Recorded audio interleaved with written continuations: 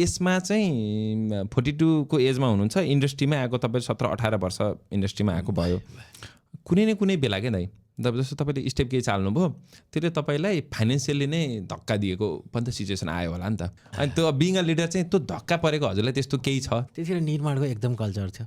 त्यतिखेर हामी 3-4 जना साथीहरू मिलेर एउटा लुब्रिकेन्टको मलेसियन लुब्रिकेन्टको डिलरसिप लियौँ। कसरी लियो भने त्यति मार्केट नबुझिकनै लिएछौँ क्या हामीले। यहाँ त एकदम ठुलो भनौँ न माडवारी ठुला हाउसहरूको राम्रो कम्पिटिसन हुँदो रहेछ। हाम्रो कोहीको सेल्सको साथीहरूले ब्याङ्क गाइदिनु सामान झारिदिइहाल्छु नि 50 लाख तपाईँले यो सेल्सको केटा एउटा दिन्छु ल काम गरौँ भन्नुभयो। त्यो कन्सेप्टले लगानी गरेर काम सुरु गरेर तर मार्केट त यस्तो क्रेडिट यति भल्गर रहेछ कि हामीले त्यो सेक्टर नबुझेको कारणले गर्दा हामी नमिठो फस्यौँ। र मलाई लाग्छ त्यो बेलामा हामी एकदमै राम्रै धक्कै खाने गरे, धेरै समय हेडेक नै उठ्नै नसक्ने गरी हामी 4-5 जना साथीहरू थियौँ। हाम्रो लगानी नमिठो डुब्यो अनि त्यो कम्पनी हामीले बन्द नै गर्यो।